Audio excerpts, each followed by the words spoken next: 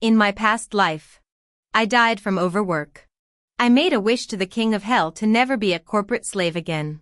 When I first heard my father John's laughter in the womb, I kicked excitedly twice.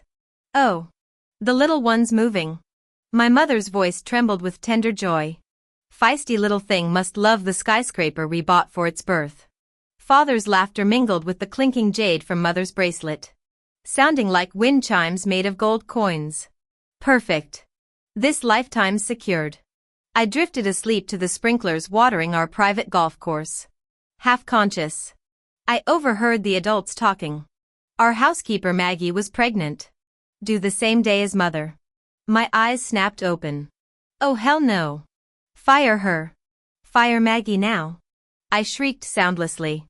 As an overworked corporate drone turned womb-dwelling schemer who'd read every cliché-rich web novel during bathroom breaks, I recognized this switched at-birth trope immediately. Wealthy family? Check. Housekeeper with matching due date? Check. I'd be swapped faster than last season's Prada. Nobody listened to a fetus. I somersaulted angrily, making mother gasp. Another kick. Our little athlete. John's signature old money chuckle rumbled. With each ha, I swear I heard bullion bars clinking. Such spirit. Let's gift our child a red pony. It'll ride with James at our ranch. Oh, you magnificent silver fox. I did celebratory backflips. Who needs paranoia? Rich people don't share hospitals with staff. I'll delete web novel after birth. On delivery day, the universe conspired against me. Umbilical cord around neck. Doctors unavailable. Storm-induced traffic jam. Mother got rerouted to Maggie's charity ward. Mother forker. Should have stayed still in utero. The nurse carried me away. Amniotic fluid crusting my eyelids. But my newborn senses detected it, the shadow trailing behind. Reeking of envy and baby powder. Maggie. The switch was happening. Quick. Think of something to do. I struggled to kick my legs, only to realize I couldn't move an inch. I was too small. Tiny as a mouse. Completely at the mercy of anyone who could easily snuff me out. If Maggie swapped helpless me with her own child right now, it'd work without a hitch. Was I really about to become the tragic heroine trope without even meeting my parents first? No. Don't steal my trust fund baby destiny. This must be what true despair feels like. I felt the nurse gently place me in the incubator. Like being surrendered to fate's cruel hands. I desperately clutched her scrubs, mentally begging her to stay. Useless. Her footsteps faded until I was left utterly alone. Surrounded by terrifying darkness. My nose burned with antiseptic hospital smells. Maggie's frantic breathing grew louder. Her presence inching closer. Wah wah, I forced out panicked cries. Click. The incubator door opened. Wah! Wah! I cranked up the volume, screaming like a car alarm. Maggie's calloused hands grazed my skin, milliseconds from scooping me up. Maggie? What are you doing here? A man's unfamiliar voice cut through the tension. Paul? Maggie sounded rattled. Why are you? Shouldn't I be asking you that? This is my family's hospital. The irritation in Paul's voice sharpened. Here to check on my best friend's newborn. Not your business. Relief flooded me. James' doctor friend. Score. Only James could have connections at some random overflow hospital. Legend. Unauthorized personnel shouldn't be in NICU. Paul's tone turned dangerous. Explain. Maggie stammered. Just wanted to see the baby. Odd how you're more interested in my goddaughter than your own child. Ice-coated his words. Leave. Now. Why yes sir, Maggie retreated. Defeated. The baby swap crisis narrowly avoided. I maintained maximum security protocol afterwards, wailing like a banshee whenever strangers approached. Exhausted. James finally begged Paul for 24/7 surveillance. The moment either looked away, I'd scream bloody murder. Soon both men sported raccoon-eye dark circles. This little gremlin sucking the life out of me. James grumbled as Mom rocked me. She just adores her daddy. Mom teased, bouncing me gently. Our pennies totally smitten. James puffed up like a peacock. Strong lungs. Future Grammy winner right here. His work-roughened hand brushed my head with unexpected tenderness. Which Ivy League wants their library renovated? James. She's 3 days old. Mom laughed. Maggie shuffled in awkwardly. Congratulations on your blessing. Mr. and Mrs. Forrest. Her forced smile didn't reach her eyes as she dragged over a lumpy burlap sack. Organic free-range goods from my husband's farm. For the madam's recovery. Mom tilted her head. Why not bring Emma? I heard your daughter's about Penny's age. Maggie recoiled like struck. Oh no. My girl's sickly. Wouldn't want her germs near Miss Penny. I sneered inwardly. Her sweet talk was just a cover. She feared her own child would leave an impression, making it harder to switch us later. After all, she'd already missed her chance to swap me at birth. The old hag hadn't given up. Penny, what a lovely name for the young miss. Is there a special meaning? She asked, grasping for conversation. Our precious girl has a butterfly-shaped birthmark on her nape. Mom answered. We wanted her to soar freely, unbound by worldly constraints. I strained to keep my collar closed, but my infant strength failed me. The birthmark glared under Maggie Brown's gaze. From the corner of my eye, I saw her pupils dilate. Such a poetic name. If my girl had that mark, I'd probably call her Emma Butterfly. Maggie's folksy humor drew chuckles from Mom. No one noticed the knife edge beneath her laughter. That night, as I lay in the incubator, a shadow crept through the darkness. Maggie approached with scissors, face carved from storm clouds. I twisted to see Paul Perry dozing fitfully nearby, his chest rising in ragged rhythms. My weeks of sleep deprivation training guaranteed he'd wake if I screamed. But I stayed silent. She took her own daughter. When Maggie returned minutes later, the metallic tang of blood clung to Emma's swaddle. The infant wailed until dawn. From then on, Emma Lee bore a grotesque imitation of my birthmark, a jagged scar crouching on her neck like a crippled moth. Maggie began bringing Emma during shifts, weaponizing that mangled mark for favor. Look how alike our girls are. Maybe they were sisters in another life. My brother James scowled, adjusting his grip on me. Since when do nannies force kinship through birthmarks? I kicked my approval from his arms. Though annoyed, my parents kept Maggie on out of pity, or some misplaced loyalty. Emma became my reluctant playmate, crawling across nursery rugs, snatching candy from my chubby fists, giggling at ceiling mobiles. I studied her coldly. Her features screamed Maggie's lineage, a low hairline nearly fusing with thin brows, narrow monolith eyes.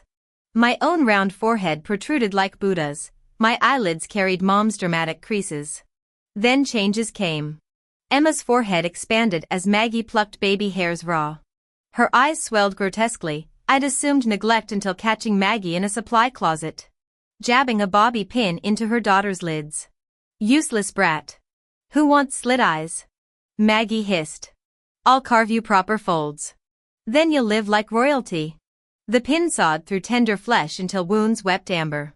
Emma became a patchwork doll, botched scar, mutilated eyes, forced into a mold that never fit. Revulsion choked me. What mother maims her own child?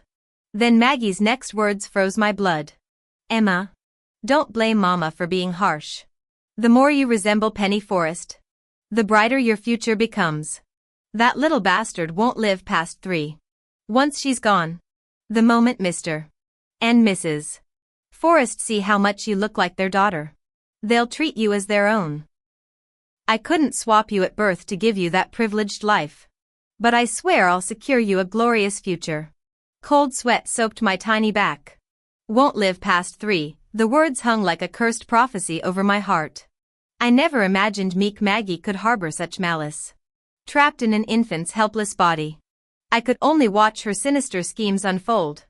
I couldn't speak. Couldn't run. Couldn't even control my own bladder. What could a baby do against this? Who would believe me? Then fate intervened. News arrived that my grandmother overseas had terminal cancer. My mother agonized over fulfilling her dying wish to spend her final days surrounded by family. When the dilemma arose, send me or James abroad, I seized my chance. Watching my elegant mother weep, I deliberately babbled 2 syllables, grand, ma. All eyes snapped to me. Penny. My mother gasped. Did she just? Penelope shares a special bond with Grandma. My father smoothly declared. Mom's joy faded into conflicted sorrow before she finally nodded. Let Penny go. The poor dear. After her first birthday party, father insisted. Embracing her. The Forest estate buzzed with elite guests for my first birthday ceremony. From my vantage point, a sea of tailored trousers resembled shadowy pines. Father presented a gleaming crimson colt pawing the stable floor. Mother clasped an heirloom jade bracelet around my wrist as bodyguards unveiled blindingly opulent jewels. Grandfather's snow fox fur hat, a trophy from his Manchurian hunts, perched atop my head. Great uncle arrived last, announcing he'd purchased a private island for my birthday. Money doesn't shout, it whispers. Placed atop a golden dais surrounded by gilded first birthday items, calligraphy sets, abacuses, peachwood swords, I became the silent focus of powerful onlookers. Instead of reaching for treasures, I crawled past the trouser forest and latched onto grandfather's leg. Grandpa. The crowd murmured. No one expected a baby to shamelessly claim the family patriarch as her chosen object. Mother smiled through tears as grandfather hoisted me skyward. Ready to fly to America with Grandpa? Little nugget? I giggled wildly, clapping my hands. His booming laughter shook the room before he shot my father a mock, stern glare. Mustache twitching. Humph. That kid finally did something decent after all these years. Ran off with my daughter but at least left the Forest family an heir. I'd long heard the whispers. In the gardener's shears. The chef's knives. The servants' hushed gossip. There circulated a cliché tale. Some said my father used to be a shoeshiner, carpenter, cook, chauffeur, bodyguard, secretary, versions varied. But the core remained, a poor boy who stole an heiress. The seemingly untouchable patriarch of Forest Group was actually a man who'd married into the family. Devoured forest resources. Even taken their surname. Ever since learning this, John's old, money smile carried 2 parts insecurity and 3 parts willful ignorance. July in Sea City baked the asphalt into liquid waves. The private jet taxied smoothly onto the tarmac. 18 years since I'd last set foot here.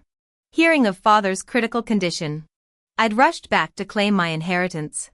The Great Wealth War required curriculum for scions. I'm home. This time, I'll take back everything that's mine, Alex's gravelly voice recited mechanically. He adjusted his immaculate suit. Gaze impassive. I waved him off. Enough. I know the drill. Preparing for father's impending death, I'd binge-read a decade's worth of domestic family feud novels before making Alex read aloud when my eyes gave out. No hardship, this was simply a heiress's due diligence. A car horn blared. In the distance, a black-haired youth ripped off his sunglasses with a rakish grin. Your Highness finally graces us. Needed little ol' me to fetch your royal jet? The limited edition sports car beside him outshone even his neon personality, bubblegum pink. Retina searing. Christ. Your family's compound's impossible to find. He complained like an old nanny. Forests going bankrupt? No welcome party for the prodigal daughter? I rolled my eyes. Father's crisis caught everyone off guard. The house is chaos. Tossing my luggage at him, I snorted. Pei Ming. You idiot, where's my suitcase supposed to go in this clown car? He grinned wolfishly. Suitcase goes with the butler. Princess. Thought I'd play pack mule? You tormented my dad as kids. Now me? Just wait till I tattle to Uncle James. Slinging an arm around me, he shoved me toward the passenger seat. Come on. Let's cruise.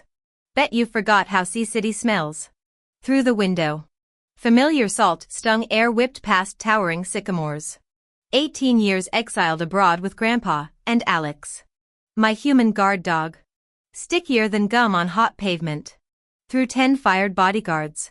He'd lasted longest, broad shoulders and sharp jawline being excellent job security. I watched through the rear view as Alex followed the butler into a black Bentley. Pei Ming fake coughed. Eyes front. Princess. Not even a hello for your childhood buddy? When I stayed silent. He barreled on, scouted that equestrian club like you asked. Decent spot. Though the white pony's cute enough for. Unnecessary. I cut him off. I've got a red colt. His eyebrow arched. Since when does Her Highness ride? Since now. Pei Ming side-eyed me but said nothing. Foot slamming the accelerator as we tore through the city where every breeze carried the iron tang of old money and older secrets. Go home first? No. The hospital first. Paul's sports car stopped at a discreet private hospital. On the hospital bed, I saw my father's pale face. His gray hair making him look like any ordinary old man. None of his former decisive demeanor remained. During our overseas video calls, he'd always have someone secretly dye his white hair so I wouldn't notice. But I'd always known. His half-opened eyes cleared slightly when they landed on me. Penny. You finally came back. He began rambling like someone who'd finally found an audience. I've missed you. Your mother kept calling your name before she passed. Remember Lily? That red pony? It fell gravely ill last month. The vet said it wouldn't survive spring. But when it heard you were returning, it miraculously recovered. You were so small when we sent you abroad, tiny hands. Round face. Round head. Now look at you. All grown up. His trembling hand reached out. But I took a step back. The withered hand hung suspended in air. Are you angry? That I was too harsh? That I sent you away so young? That I rarely visited all these years? Age had softened him, making him sentimental. I never blamed you. I said truthfully. Had I stayed, I might have died young. With current birth rates, my next reincarnation probably wouldn't get such privileged circumstances. Knox interrupted us. The visitor had sharp aristocratic features. Wore a black mandarin collar jacket.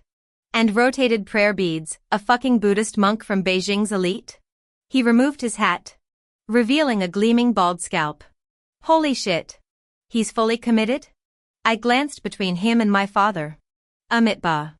Are you here to chant sutras? I clasped my hands. Though my father's not dead yet. I'm in a hurry too. But this seems excessive. Before he could respond, my father croaked. James. My jaw dropped. My brother? Now I understood why inheritance discussions involved me. My biological brother had become a monk. James didn't bother looking up. Father. Did you summon Penny to give her part of my inheritance? I stared at his bald head. Stifling nervous laughter. He hastily replaced his hat. TSK. I wagged my finger. Chattering about inheritance? Shouldn't monks renounce worldly possessions? Your devotion's lacking. Who the hell became a monk? James' eyes bulged. I'm just experiencing hair loss. Listen here. Penny, you won't get a cent from the Forrest family. Studying my father's thinning crown and James' shiny scalp, I realized two truths. Male pattern baldness skips daughters. So do inheritances. Gains and losses balance. Destiny's gifts come with hidden price tags, like shirts costing £9.15. Damn. Focus. A girl suddenly darted from behind James. That's right. Don't think you can steal what belongs to James. She charged at me like an angry kitten. Mr. Alex Taylor immediately stepped in front of me, peering through the gap between his external oblique and triceps. I asked. And this little firecracker is? Penny. Don't be ridiculous. James gently admonished the newcomer. Emma's eyes reddened as she timidly said. James. I just wanted to stand up for you. You've spent all these years preparing to take over the Forrest family. Working dawn till dusk without a single day's rest. Do any of you realize how hard he's worked? Meanwhile, our precious Forrest heiress here. She whirled to point at me. Abandoned her parents for 18 years. She's been squandering family money on lavish parties abroad while you've been shouldering all responsibilities. What qualifies this spoiled, incompetent socialite to claim inheritance now? Alex glanced back at me. Confusion etched on his features. He likely couldn't reconcile the image of the teenage prodigy who'd taken over Grandfather Forrest's overseas empire with this caricature of a trust fund brat. Honestly, neither could I. Emma seized my silence as victory. Why didn't you return when Aunt Forrest was dying? I blinked. There was a pandemic. Then why never visit in all these years? I was pursuing my PhD in Germany. Dead silence. In medicine. Someone gasped. Emma's mouth opened and closed like a stranded fish. After agonizing seconds, she weakly countered. And medicine? That's completely irrelevant.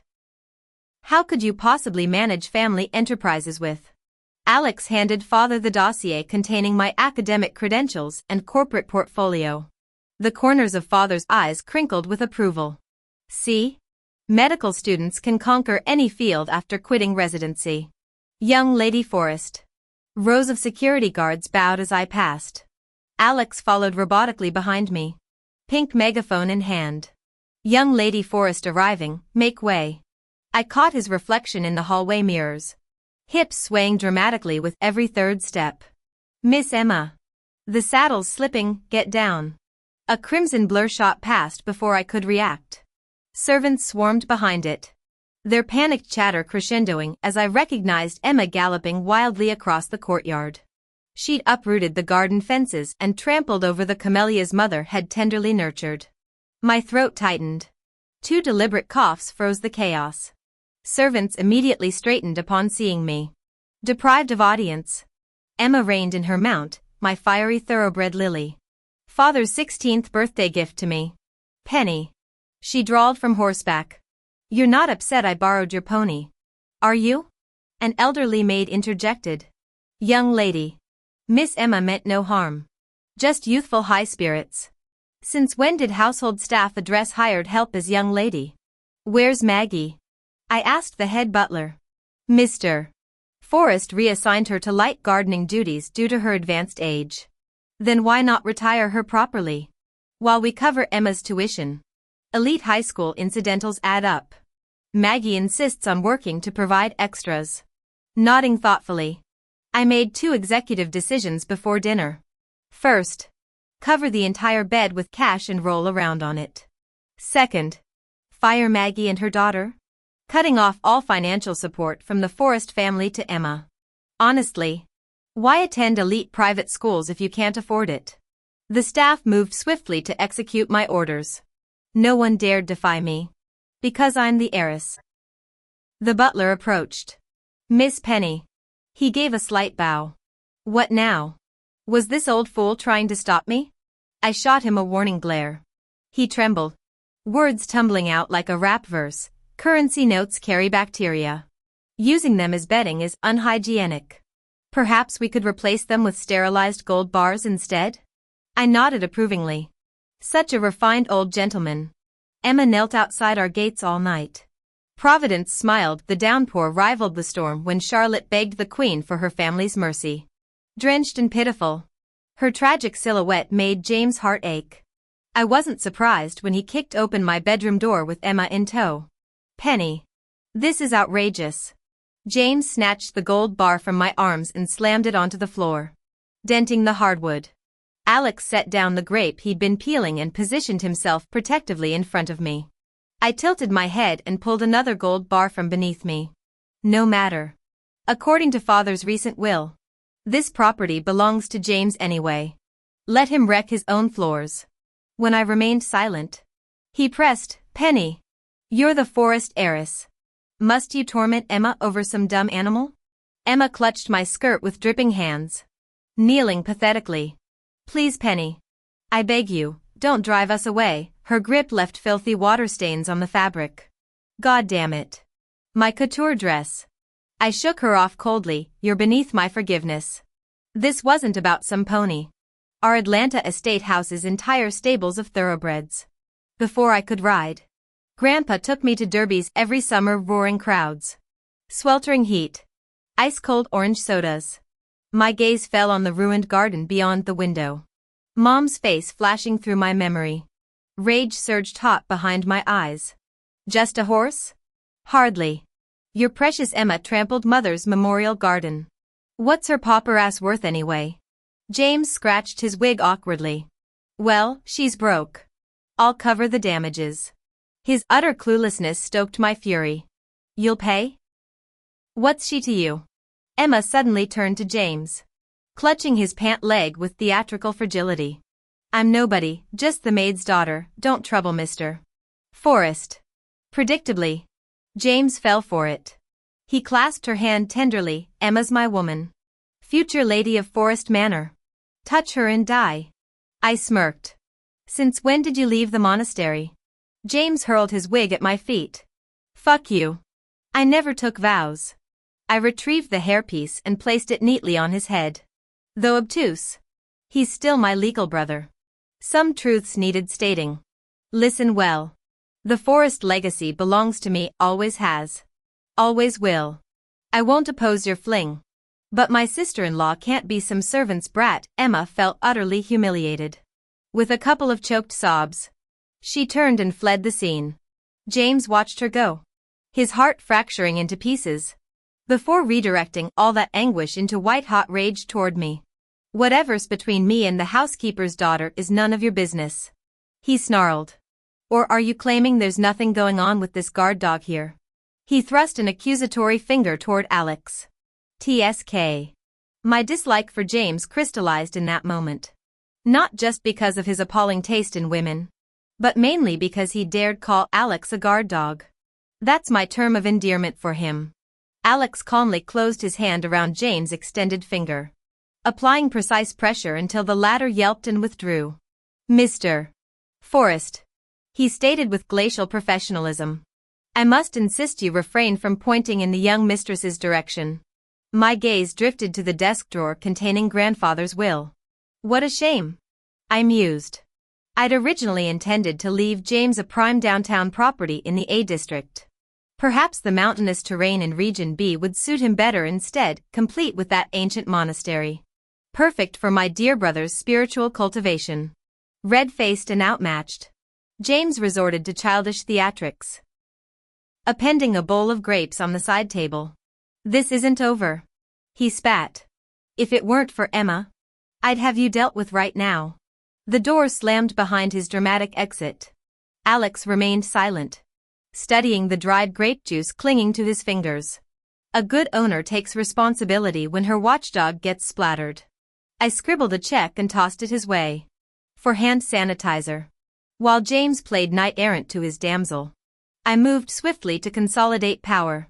Grandfather's decades of retirement abroad had been strategic theater. His intricate network ensured the Forest Empire never truly fell into father's hands. My ascension faced minimal resistance. The paperwork flowed smoothly. Every asset, every parcel of land transferred to my name per the will. Father's signature flowed across the documents like spilled ink, his oxygen tube rattling against the hospital bed rail as he signed. All done, he wheezed, pushing the papers toward me. Now will you remove your hand from my oxygen supply? Of course, Daddy dearest. My smile could have chilled champagne. The text from Alex came as I exited the medical complex. Brief and devastating, City Hall records show J&E obtained marriage license. En route to hospital. I doubled back, concealed in shadow as the newlyweds entered father's room. The soundproofing muffled their voices to fragmented phrases. Not some pauper. Daddy, study abroad program, take over the business together, can't break up now, already filed the paperwork, since when do they issue licenses without? James' anguished roar shattered the calm medic. He's coding. I watched through the observation window as code blue teams swarmed. James shook his shell-shocked bride like a ragdoll. You said this marriage would improve his prognosis, not give him a coronary. My laughter echoed down the sterile hallway. Such filial devotion. Returning home, Alex was in the midst of cooking dinner. His ever-present white shirt clung to muscular arms that belonged on a bodybuilding stage. Yet here he was using those same arms to thicken the yam and shrimp sauce. The man moved with culinary precision that seemed almost wasted on domestic tasks. Speaking of waste, Miss Penny? Alex suddenly turned, catching me mid-stare. I waved dismissively. Nothing. He resumed cooking, Lean waist twisting as he worked. Holy hell. That tapered torso. Let me just, no. Stop it. Slumping at the dining table. I studied his broad shoulders. I'm raising your salary. Alex didn't miss a beat. Your reasoning? Miss Penny? Grandfather only pays your security rates. Cooking requires separate compensation. Is that so? He closed the distance between us, reaching professional boundaries without crossing them. Then I believe you owe additional payment. Why? Because, Alex shook his head, retreating to the stove. Never mind. Are you sustained by cryptic remarks?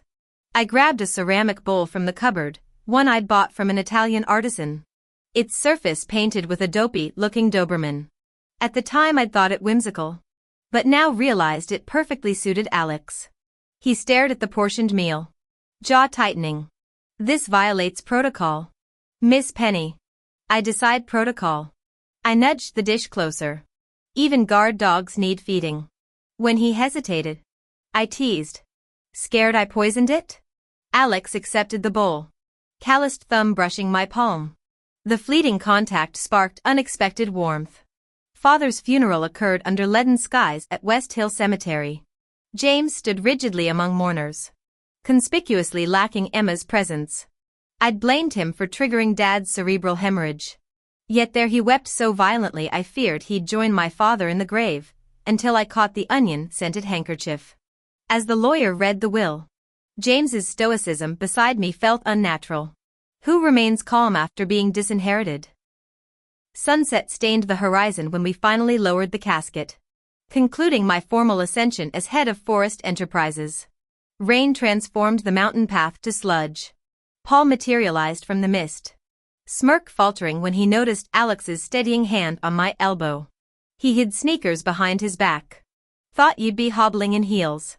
Wasted effort. I see. I glanced at my practical flats.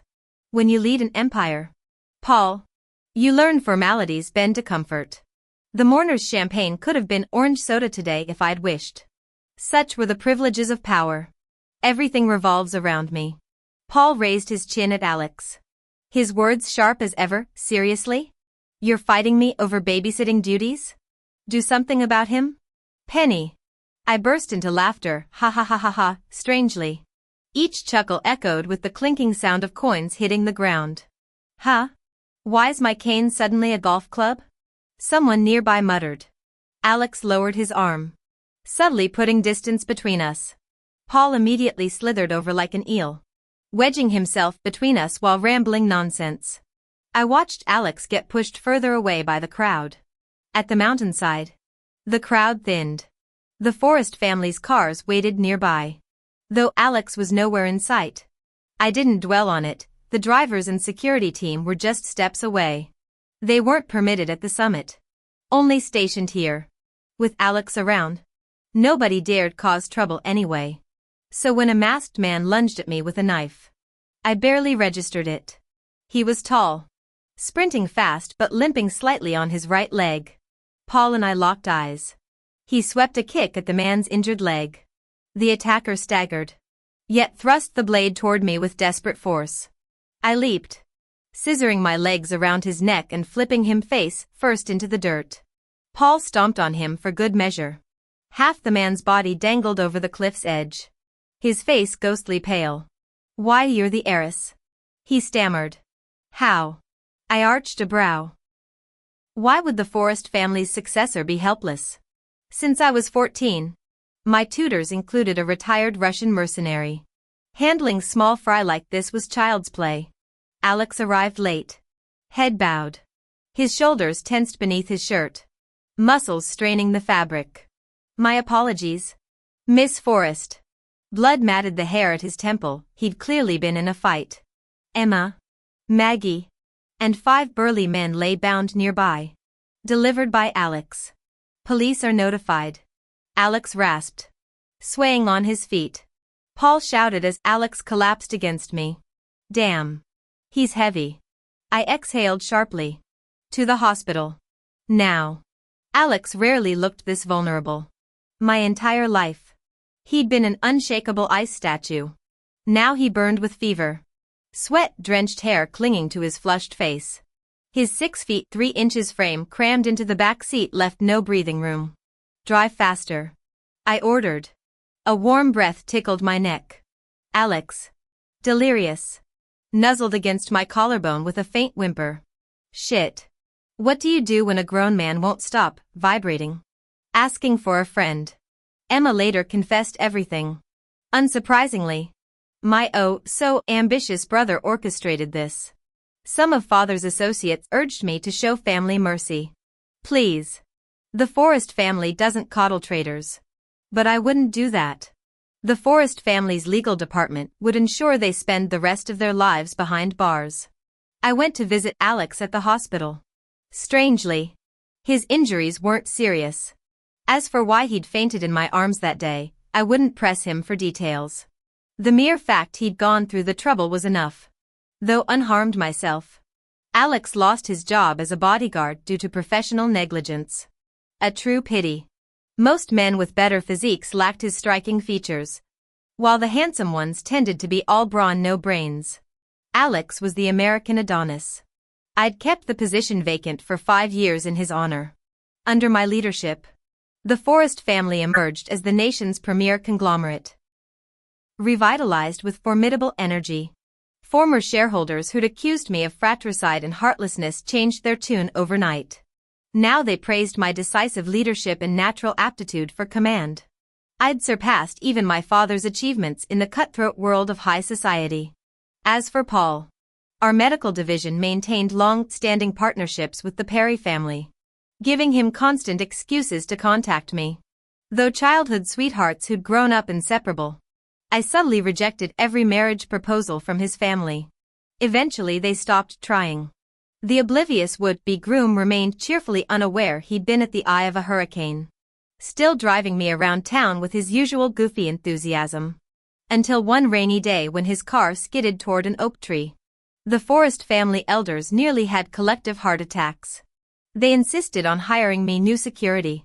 My requirements were simple: a well-proportioned physique with broad shoulders and a narrow waist.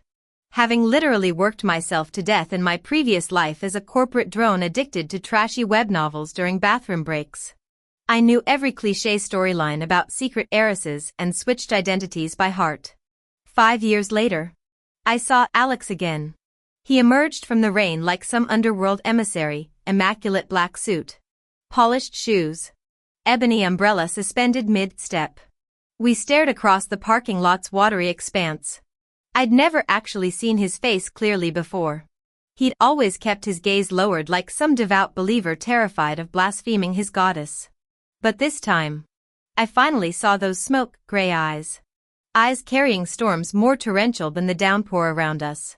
Something dark and unreadable churned beneath his controlled expression. After an eternity, his lips curved. The whisper carried clearly through the drumming rain. "Woof.